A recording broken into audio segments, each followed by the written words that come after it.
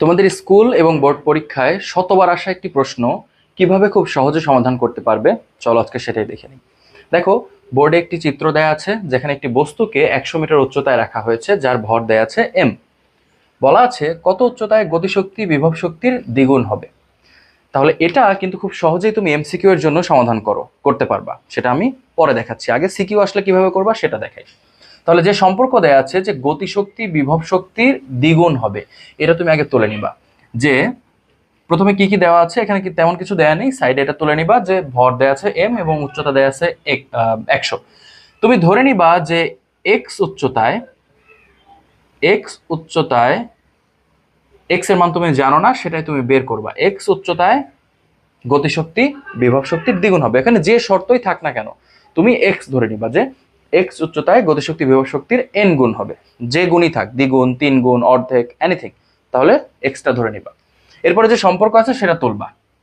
বলা আছে যে গতিশক্তিটা, এই যে বিভব শক্তি আছে, এই বিভব শক্তির দ্বিগুণ হতে হবে, রাইট? গতিশক্তিটা বিভব শক্তির দ্বিগুণ হতে হবে। তুমি এই রাশিমালা তুলে নিবা, এবার জাস্ট তুমি সমাধান করবা। আমি তোমাকে শিখিয়েছিলাম যে গতিশক্তির সূত্র half into M into V square, right? তাহলে সেটা আগে তুলে নাও, হাফ এম ভি স্কোয়ার। তুমি কিন্তু এই রাশিটা এখনো জানো না, তুমি কিন্তু ভি স্কোয়ারের মানটা এখনো জানো না, ওটাই আসলে বের করতে হবে, ভি স্কোয়ার। আর এটার ক্ষেত্রে দেখো, এটা অলরেডি তোমাকে দেয়া আছে, টুটা দিবা। আমরা জানি এটা সূত্র কি, M G H. What does H mean? ওই সূত্রে এইচ এর অর্থ কি ছিল? ভূমি থেকে বস্তুটা কত উচ্চতায় আছে। যেহেতু আমি বলেছি এক্স উচ্চতায় দুটি বস্তুর মধ্যে যে সম্পর্ক দেওয়া আছে সেটা ফিল আপ হবে এক্স উচ্চতায়, গতিশক্তি বিভব শক্তির দ্বিগুণ হবে কোন উচ্চতায়? এক্স উচ্চতায়। তার মানে ভূমি থেকে এই পজিশনের উচ্চতা কত? X metre. তাহলে এখানে দিয়ে দিবা এক্স। দেখো, তোমার এই পার্টের কাজ কিন্তু শেষ, রাইট? তাহলে তোমাকে জাস্ট ভি স্কোয়ার নিয়ে কাজ করতে হবে।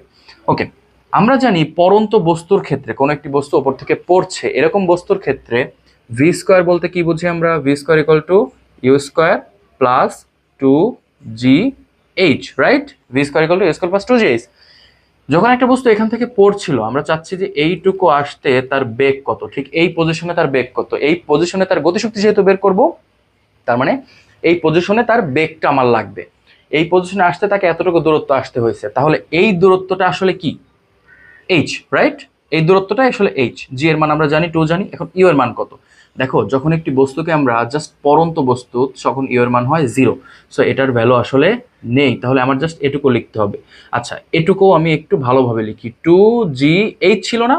তাহলে বলো এটুকুর মান কত? এটুকুর মান 100 মাইনাস এইচ না, 100 মাইনাস এক্স না?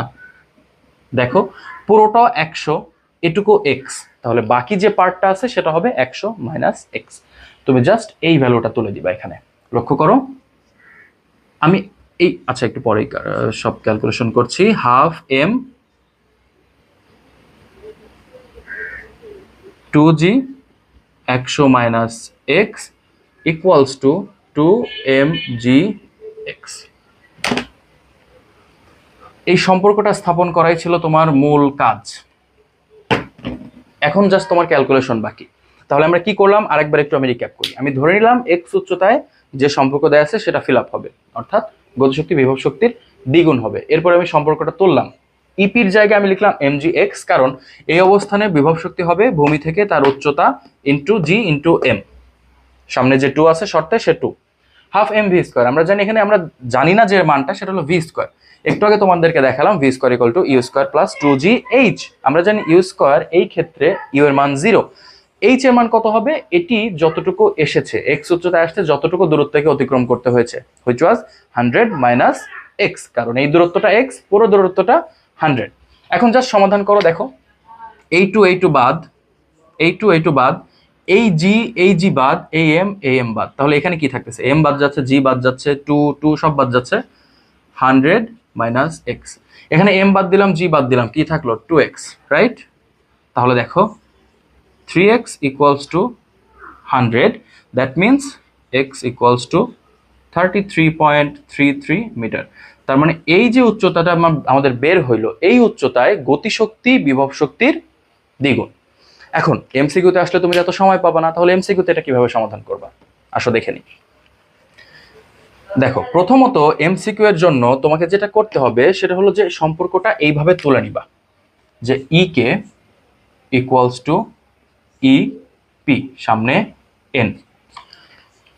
এখানে যেমন বলা আছে গতিশক্তি বিভব শক্তির দ্বিগুণ, কারণ গতিশক্তি বিভব শক্তির এন এর মান কত হবে এখানে, এইখানে এন এর মান হবে 2।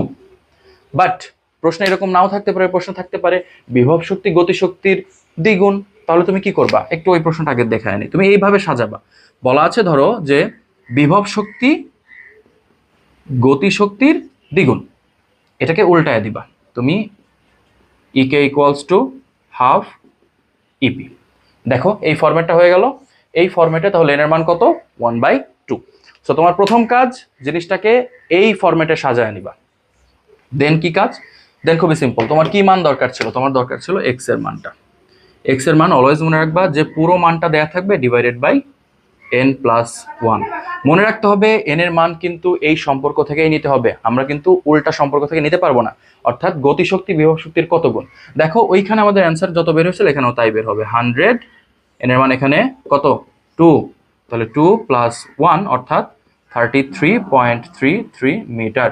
দেখো দুই ক্ষেত্রে এক্স এর মান একই বের হইলো, এবং এটা তুমি এমসিকিউতে খুব ইজিলি ব্যবহার করে খুব কম সময়ের মধ্যেই কিন্তু সমাধান করে ফেলতে পারবা।